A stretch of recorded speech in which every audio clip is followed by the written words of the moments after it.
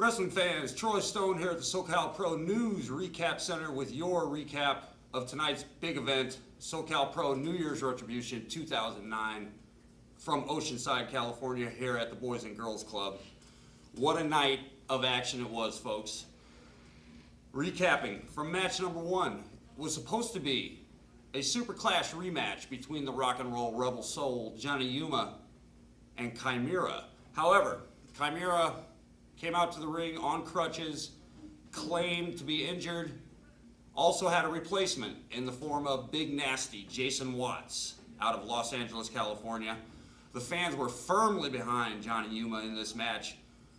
He gave it everything he had and was able to pull out the victory over Big Nasty Jason Watts, much to the delight of the sold-out crowd here at the Oceanside Boys and Girls Club.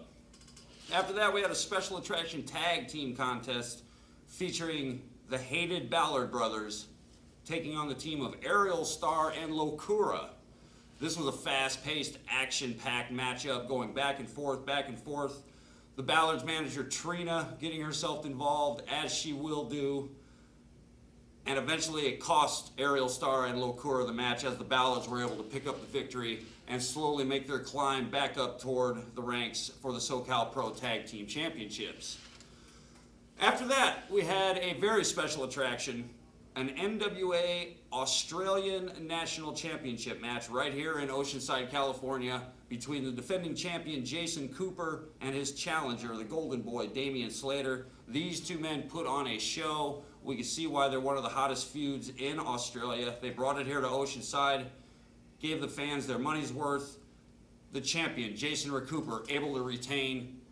He is still the Australian National Champion.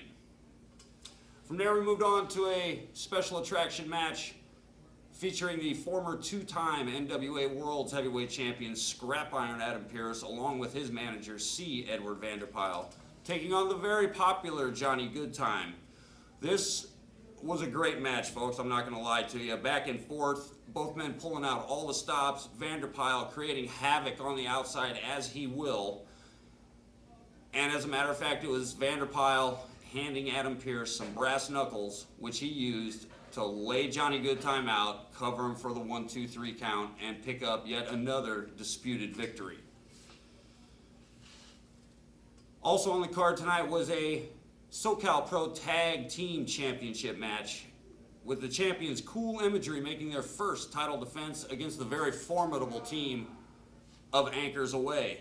Once again, the crowd firmly in the corner of Cool Imagery, and they were able to pull out the victory with Ricky Mandel getting the pin for his team as they retain the SoCal Pro Tag Team Championships.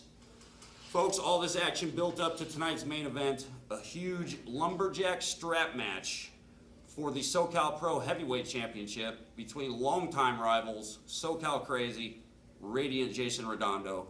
The returning TNT was back in Jason Redondo's corner. Folks, this was nuts. I'm not going to lie to you. The ring was surrounded by lumberjacks, each of them carrying a strap. If either wrestler went outside the ring, they were certainly fair game, and both wrestlers ended up outside the ring quite a few times, and they have the marks to show for it. They were both laid a whooping. There was a gigantic brawl between all the lumberjacks on one side of the ring. While this was going on, Scrap Iron Adam Pearce snuck in the other side of the ring, and again, with those brass knuckles, laid out SoCal Crazy, enabling Jason Redondo to crawl over, lay on top, get the 1-2-3, and retain the SoCal Pro Heavyweight Championship. But that is by no means all. Commissioner Durwood Murray saw everything that went on, and even though it was a no disqualification match and he could not change the result of tonight's match, what he did was make a huge steel cage match for Saturday, February 21st, right back here in Oceanside between SoCal Crazy and Radiant Jason Redondo for the SoCal Pro Heavyweight Championship.